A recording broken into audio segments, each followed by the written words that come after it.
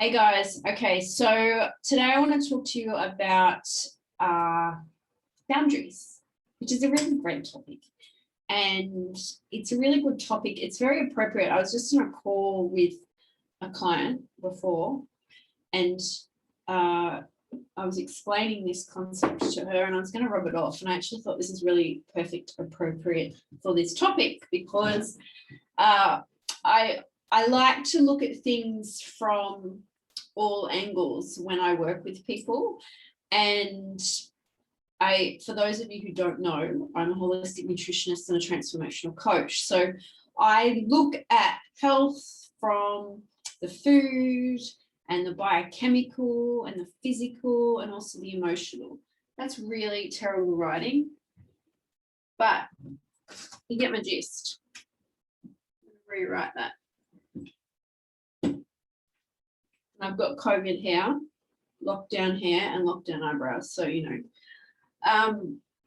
But this is something I really use a lot with people. Just explaining the concept of how things are interconnected and really understanding that. So we've got the biochemical and the physical. Now, the physical is the physical body, structural components to the body, the way the body works. Physical in terms of the outside world, outside environment, all the things in just the 3D plane, right? Then we've got the biochemical. Now, the biochemical from a health point of view is the food we eat, the vitamins and minerals that we absorb that then get turned into different processes in the body and used in different processes to produce energy, to make hormones, to make neurotransmitters, and the environment that is in our gut, which is this little ecosystem to make neurotransmitters. All of that, the gut talks to the brain. Our hormones send chemical messengers all around the body. That's the biochemical, okay? And then reactions happen, and then things happen in the body, which will then come out as physical symptoms. The physical, it actually then manifests as the physical. As symptoms, as actions in the body, for example, sweat, breath, bowel movements, urine, all of it, hair growth, nail growth, all of that, skin shedding, immune system functioning, reactions, actual physical reactions. And then we've got the emotional. Now, the emotional is the way we feel, the way we think, which affects our feel, which then affects our biochemistry, and then we'll have the biochemistry will then have a physical reaction, and the thoughts and feelings that we have about ourselves, and the reaction that can actually then have on the body, right? And so the way that I think this is really appropriate to explain this, because it is really, when we're talking about boundary setting, a really important part of looking at it, because we're like, okay, how is the relationship, when we're talking about boundary setting, we're talking actually about the relationship we have with ourselves, and how is the relationship with ourselves affecting our biochemistry, which is things like cortisol release, which then has a knock-on effect to all our other hormones, and how is that having then an effect on the physical and the interconnected between us. And boundaries are a really big topic, especially for women, but for all men and women, human beings. It's something that I feel we don't really get taught properly as children. It's boundary setting, and the way that it's done is usually passed down through generations, and there's generational beliefs and trauma that gets passed down, and beliefs and systems get passed down as well, not just not just genetics, and genetics get switched on and off anyway, but beliefs and systems get passed down, and whether or not they serve or they don't, some serve, some don't. We adopt a lot of these, they're not ours, they're given to us. And so the way that we see our mother or father set boundaries with themselves and with each other, the way that they communicate each other, and then has a knock-on effect of how we feel and think things need to operate in the world. Okay, and then you bring in trauma into that mix of bag of emotions, and it then comes back to the relationship we have ourselves and our own self-worth and the way that we think and feel and believe. And there's then this knock-on effect, right? So I personally, I'm just going to share with you from my own perspective as well, going through this, setting boundaries, and I just want to share from an authentic place. Setting boundaries for me has been a huge, huge learning curve. And it's just something for me that has always been a struggle, because I really didn't get taught how to set boundaries as a kid very well. And it's affected my whole life. There's also certain things that have happened to me that have been traumatic in my life as a kid, not huge, they're nothing major, but they are still enough to be major. And I've got people that want to come in. And I'm just going to let these guys into the room. Oh, I'm just going to speaker. Oh, speaker. I'm just going to keep talking.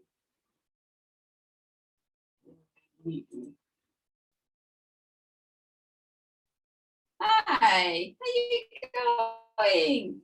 I'm just going to put you guys both on mute, and I'm going to keep talking. Why is it doing this? I can get. Okay, that's better. So back to what I was saying, like we have these stories around, and guys, if you've got questions, please pop in the chat as well. These stories that we get conditioned from as a kid, they get passed down from generation to generation of beliefs around ourselves, as well as trauma. And so I personally have had boundary setting as a big challenge in my life of learning. And it really comes down to your own self-worth and my own self-worth, and unpacking that and going, where did that come from? And why is it that I will self-abandon myself to actually prioritize other people's needs over my own? And part of that is how I've been conditioned as a kid.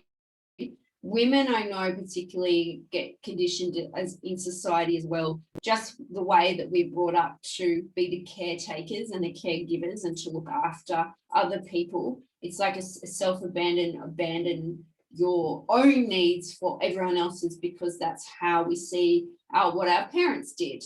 And that they, if our parents didn't know how to regulate themselves emotionally and how to look after themselves emotionally, then when we get past that, we pass that on, or we adopt that, and that's how things kept getting passed down the generations line, right?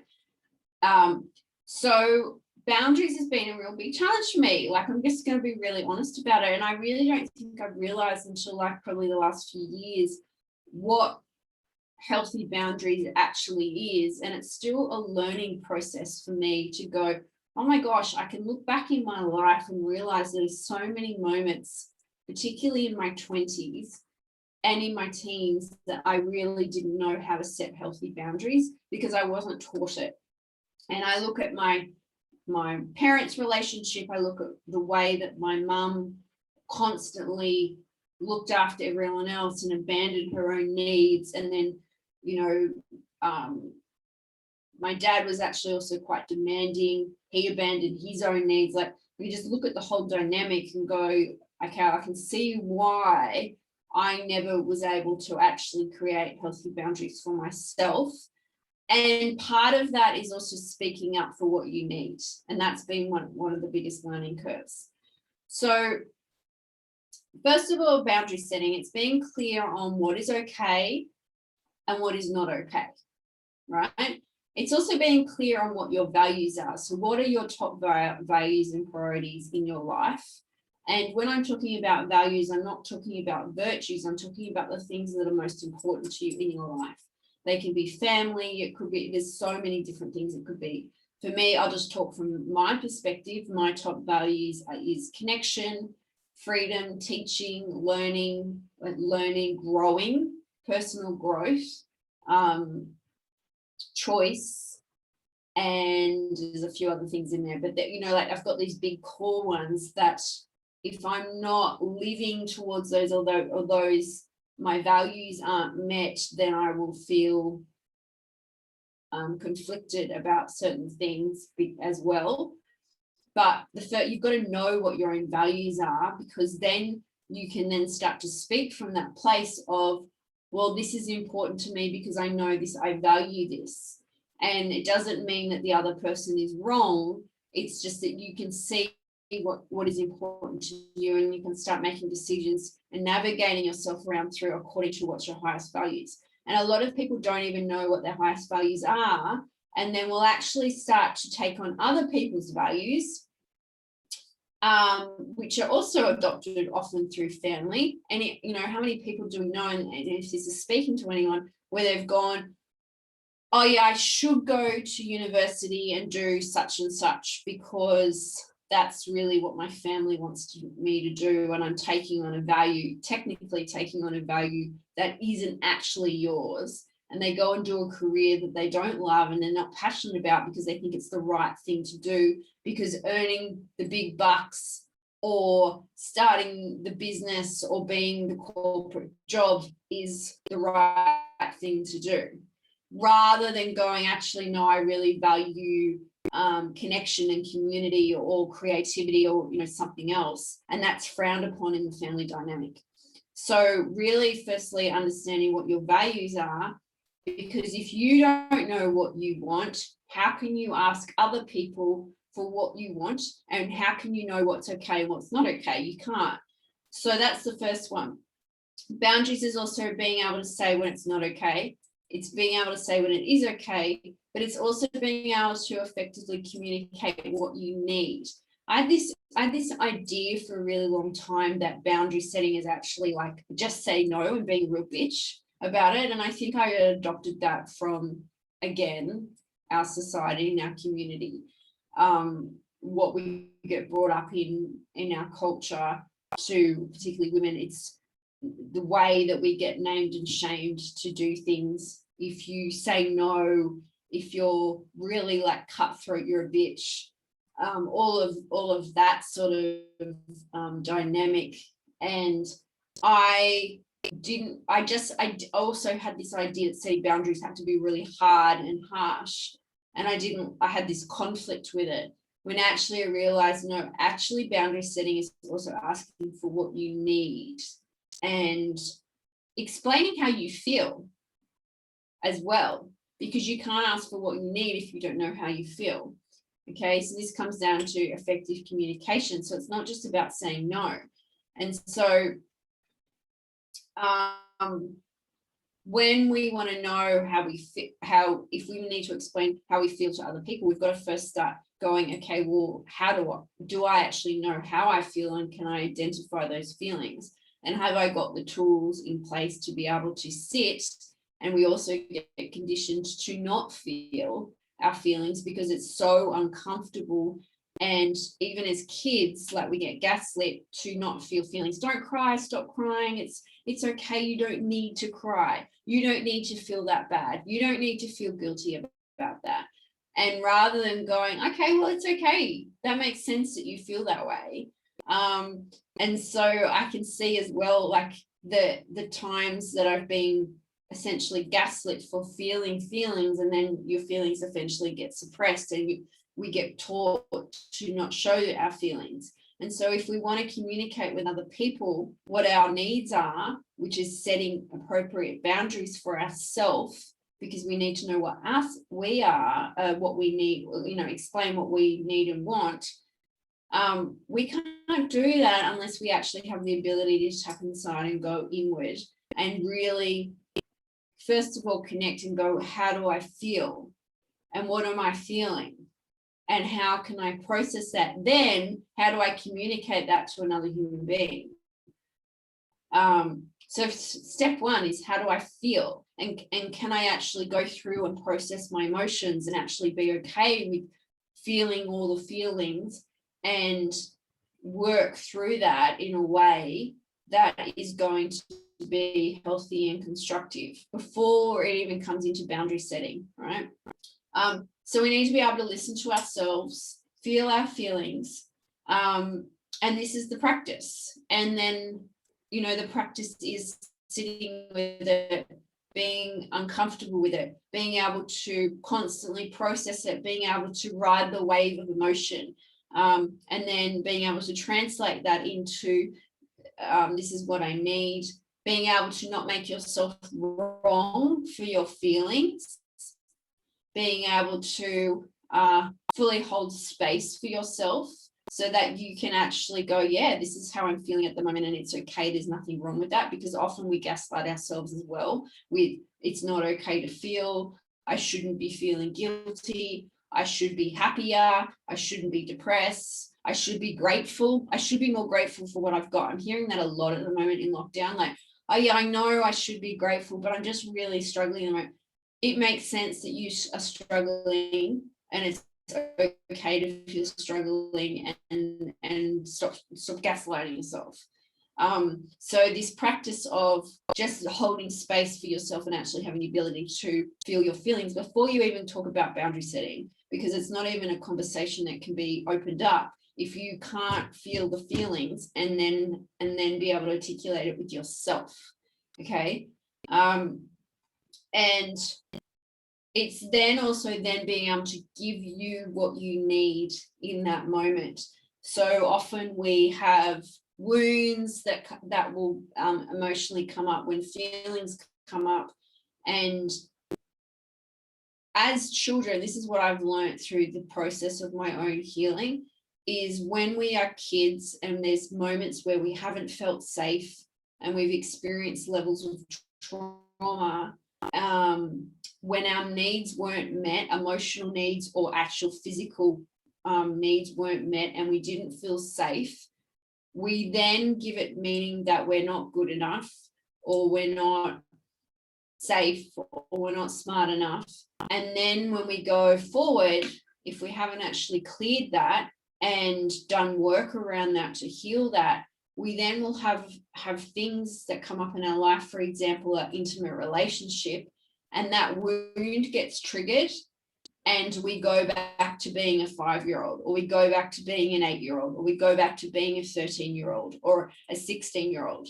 And we need to actually go inward and have a conversation with that and this is where I'm now doing, you know, I've been doing this for quite some time now, inner child work, where I go and talk to that version of myself and actually resource myself in a way that I can give myself what I need, so that I'm not relying on anyone else to give that to me, and hold space for myself and allow myself to feel the feelings, and then ask myself, what is it that I need right now in this moment? I give that to myself. But then you can then naturally, if you're coming from a place where your needs are met by you, you can then actually then go and ask, first of all, say what's okay, what's not okay with other people, because you've established that within yourself. And then you can actually then go and ask other people for what you do need, or what's okay and what's not okay, and start to communicate it in a way that's actually empowering, because you're not playing the victim, you're totally resourced emotionally, and you're just coming from a place of real authenticity and true love, and then it comes across and it's well received. And so this is the practice, and knowing and being able to harvest that relationship with yourself is where healthy boundaries come from, and healthy communication. And if we don't get this right, then we're never going to get the boundary setting right either, because it's got to start within. And it's and I don't think anyone is perfect at this, and I think it takes a lot of consistent dedication to this process to really go, okay, I'm going to really start to get better at setting healthy boundaries for myself. But you've got to go inward and do the work on yourself to be able to be in a place of real self-love and acceptance, so that you can go, no, actually, this is not what I need, and this is what I need. And that's the only way that it will ever get to a place where it's fully healthy boundary setting. Because a lot of people will do boundary setting that will either keep them safe, because we have this ego or this darkness also inside of us, and we all have it, which is our shadow, which comes also from our kids and when we were kids and when we had wounds, that is there actually to keep us safe. And it's the shadow is, I'm not good enough, I'm not worthy enough.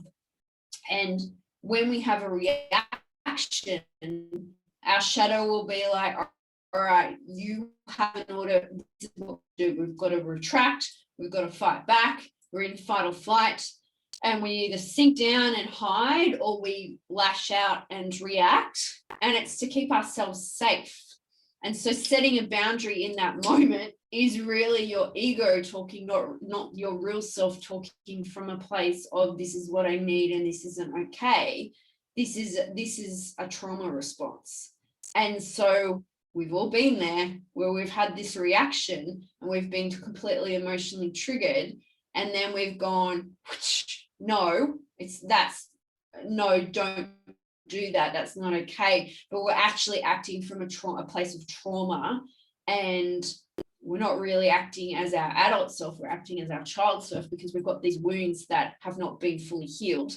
And it's the 5-year-old talking or the 8-year-old talking because they didn't feel loved or worthy in that moment, and that's what's coming up in that moment. And so our ego will go, all right, lash out or get the hell out of there, because that's the thing that's going to keep you safe right now, because your biochemical response is actually going, I'm in fight or flight, I've got cortisol pumping through my body, I've got to just protect myself and keep myself safe.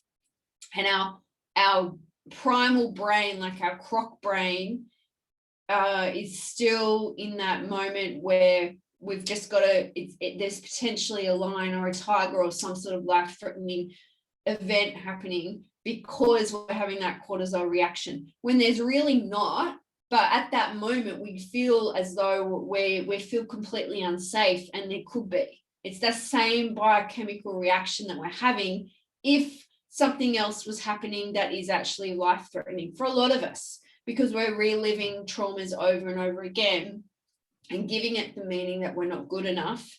And then if we have these feelings of, I'm not good enough, I'm not worthy, how are you going to show up and set boundaries for yourself? You're not. You're going to be like, your stuff is more important than me, or I'm going to give and not ask for what I need, and not say no or yes when I need to. Because if I've got this underlying feeling of I'm not good enough, how is that going to show up in your relationship? How is that going to show up in your work relationships, in your friendships, with your children? And what are you teaching to the people around you, right? And I can see this with my mum, who, God bless her, who's passed away now. But I can see now, like, because I've done work around this, that actually in her relationship, in the family dynamic, her own self-worth taught me a lot on what I was willing to put up with in my adult life, because she put up with a hell of a lot that she actually didn't have to. And she had this obligation of feeling like she had to stick around. Learning to receive is really difficult, totally, Faye. And that's another bit, like receiving in that feminine energy. And we can also go into that dynamic of feminine and masculine energy, and understanding that we have both. That's another conversation for another day, but that's also part of it. And her example to me of staying in the relationship with my dad, and I can say this because my dad is never going to be on Facebook, staying in a relationship with my dad, or putting up with an unhealthy dynamic and not having the courage to leave, actually taught me that I just put up with crap, because that's what you do in relationships, and that's what it taught me. And so it's taken me it's taken big, hard effort, long, like, oh my God, energy to actually start to unravel that, because I didn't realize that that's what I had been subconsciously taught as a kid, because most of your beliefs are given to you before the age of 7. We're little sponges until the age of 7, and we're not really even conscious, sort of walking around semi-conscious, just picking up all the programming, right? And yeah, your mum passed away at 66. Oh, and then we go, okay, well, this is what this means. This is how we show up in relationship. We have to actually, it's our responsibility. Oh, that's how the woman shows up in the relationship. She has to self-abandon her own needs for the kids, for the family, for everyone else but herself. I say it all the time with women, right? Particularly mums, especially mums, going, I've got no time for myself. I give. And it's like, okay, what happens if you actually just put your oxygen mask on first? How do we get you to the point where you can feel worthy enough in your own skin so that you will put your own oxygen mask on first? And how is that going to have an effect on the rest of your relationships? Faye, you just said something. I just have to chat. Learning to dad was violent and she had no power and no voice here, totally. And so unpacking that's really important when it comes to setting boundaries. We've got to be able to look at what our parents did, where we got our beliefs from, what our self-worth is, what the beliefs we have are around ourself in relationship, in friendships.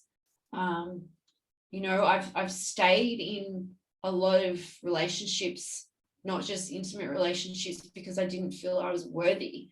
And it's not until you look back and go, oh my gosh, I really didn't value myself, and getting to the point where you can go, no, I actually am worth enough. I am worthy enough of wanting and getting everything I want, and being in an equal relationship and also being able to receive, like Faye, you were saying, and then going, yeah, this is what I need, this is what I want. Actually, no, that's not okay. And I'm really clear on what my values are, and I'm really clear on what's important to me.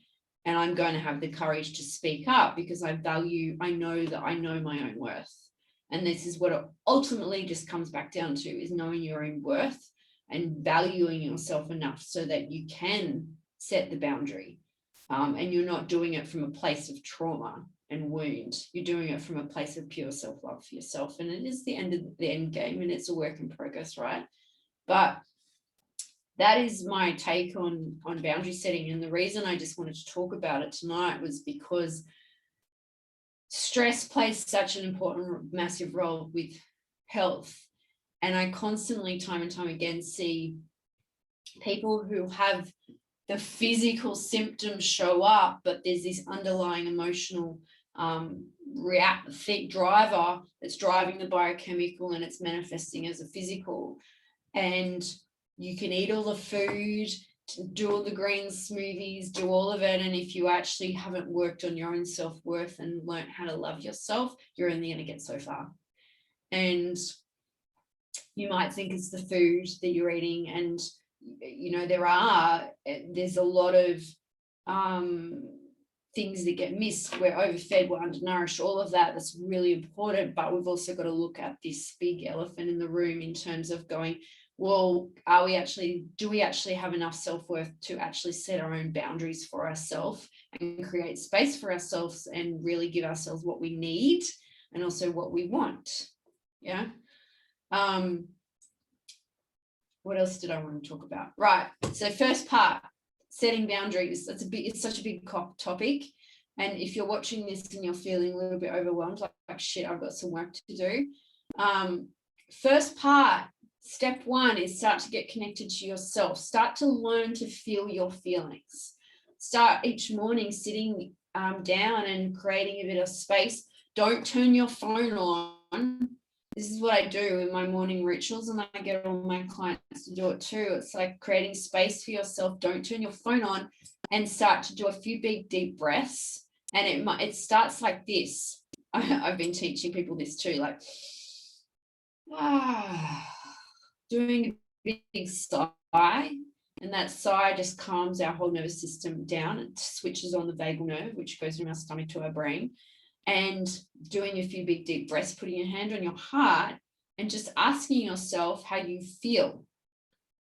And learning to go, okay, I just want you to know I'm safe in my body right now. How do I feel? And we've got to constantly keep checking in with ourselves and start to learn to feel the feelings and not judge them for being and not make them wrong. That's step one. Okay. And that is a work in progress. And if you don't know how to do that, get some help to do it. Don't do it on your own. You know, all these, think about the Olympics a few weeks ago. Every single person that went to those Olympics and is the best in their game had someone to help them and tell them and guide them there. They did not do it on their own. And the people that are the best in the world at anything have someone that is guiding them and telling them how to do it. And if we didn't learn how to communicate as kids, and we didn't learn how to set boundaries as kids and really own our own worth, get some help. If you didn't learn how to eat properly, you didn't know how to cook and look after yourself, get some help. If you don't know how to train and look after your body and exercise or you've got pain, get some help. And there's always ways to do it, but don't try and do it on your own, because the struggle is real. And particularly at the moment with everyone in lockdown, there's no more important time to learn how to connect to yourself. And if we're going to stay connected as a human race, I think the most important thing is that we start to learn more people connect to themselves and give themselves love so that they can treat love to the rest of the world. Because a whole lot of the moment I'm seeing a whole lot of self-hate because people are lashing out at other people because they're also lashing out at themselves. Yeah. Step one, connect to yourself, learn to feel your feelings. Get help. Journaling is a really, really powerful tool, and I cannot stress this enough. And not just writing gratitude and not feeling it. Gratitude's amazing. I love gratitude. Feeling the gratitude is the trick to gratitude. But writing down the things that you went through each evening, writing down things and thoughts and feelings that are coming up for you, free writing, and just letting the emotion come out that way through the pen. It can be amazing. Using that as a tool to actually get it out of the body is really awesome. Then also connecting in and start asking yourself not only how you feel, but what do you want? What is it that you need right now? What is it that you want? How can I support you? And constantly, when people ask you, and this is my biggest tip probably out of the whole live through that process, something I'm really learning at the moment myself, is when people ask you to do something or they ask you something that requires some commitment or input from your perspective, don't give an answer straight away. Just go, can I get back to you on that? I'm just going to think about it. Or I just need to check something. You actually don't have to give an answer straight away. And if you have an impulse answer, is it a hell's yes from my true essence that I really want to do it? Or am I doing it just to please the other person, to not disappoint them? Because what I have catch myself doing a lot of times is I will say yes on impulse to things, and they might not be big things, it could just be social things, and then I'll be like, that's really going to stress me out. Why did I say yes to that? And saying yes to too many things and overcommitting. I know there's people, I know who you are, overcommitting to things. So you don't have to get back straight away. You don't have to get back to someone. You don't have to say yes straight away. You can just say, can I think about it? Oh, thanks. And can I get back to you on that? It's a really good sentence. Start practicing it. You can do it at work. You can do it with your relationships. You can do it with your friends. Like, just, can I get back to you on that? You don't have to justify either. You can just say, can I get back to you on that? I've just got to check. And also remember, when you do set boundaries, when you say no, when you ask for what you need, and there is a reaction that comes up in your face, however that reaction be, I also want you to remember that those people also don't know how to set boundaries. And so sometimes people get triggered by you setting a boundary because they're used to asking, like pushing over. A lot of people will push into other people's boundaries and subconsciously know the people that they can take from and overextend the relationship and not give back, it not be an equal, balanced relationship. If you're one of those people know that they can do that from you. And so if you start to actually value yourself more and start to say no, they're going to get triggered, particularly if it's family. And so just know that that is their stuff, not your stuff. And it's going to then probably trigger you. So being able to, comes back to being able to own your own worth, being able to breathe, work through that, allow yourself to feel the feelings, because other people will get triggered. Faye said, where is the chat gone? Even parents do it, the children, totally, you know, and it's a form of gaslighting. And it's just because it's not behavior. And so and they do. And if kids say no, then parents get triggered. Yeah, totally. So just know that when other people react and when you say no, or when you don't agree, or when you ask for something new, the other person potentially is going to have a reaction and just want you to know that it's also then not about them, not about you, it's their stuff. And it's their younger versions of themselves being triggered and not feeling loved or safe. And it's going to challenge you. And that's the part of boundary setting that can be really challenging, because when you've got two people that are not operating as adults, they're operating as children, then you go, right? And it takes at least one conscious person to go, you know what, I need to go and give myself what I need in this moment. And the other person is not your responsibility. Yeah. But just know that you will get pushback.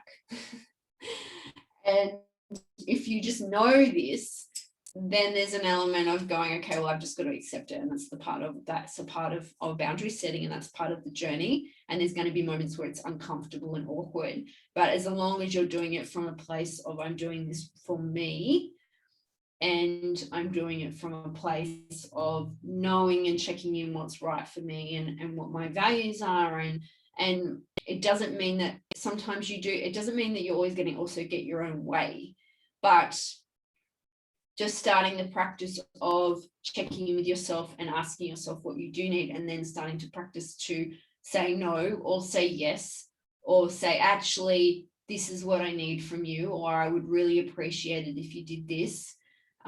Or I feel, using that language, I feel this, is really, really powerful. And these are all things that I've been learning in my process. And I just wanted to share it with you because it's so important for hormones. I can't even stress it enough. Like, it is so important. And the boundary setting is a big one. No is often a complete sentence too, by the way. That's another good one to remember. No, thank you. Not no, because then you're just being an asshole. But no, thank you is a complete sentence. And you don't need to justify. And if you're feeling the need to justify, or you're feeling guilt or feeling shame, or there's stuff coming up from you, that then is a highlight to you of what you need to go and work on. Right? I hope you found this helpful. It's a really cool conversation. I think it's a really important part of health. I wanted to share my own shortcomings with it. If you've got any questions, please let me know, and let's open the conversation up as well around boundaries and what questions that you've got around boundaries. And a problem shared is, a problem halved, because I think at the moment the boundary setting thing is big as well, in terms of setting your own boundaries, even with things like social media and what you're listening to, what you're surrounding yourself with, because there is a lot of strong negative energy happening. And you've got to also be really conscious of what you're choosing to expose yourself with, because it's not good for your mental health. And I found this last week, you know, like listening to a heap of spiraling stuff on social media really got to me and started to affect the way I was feeling.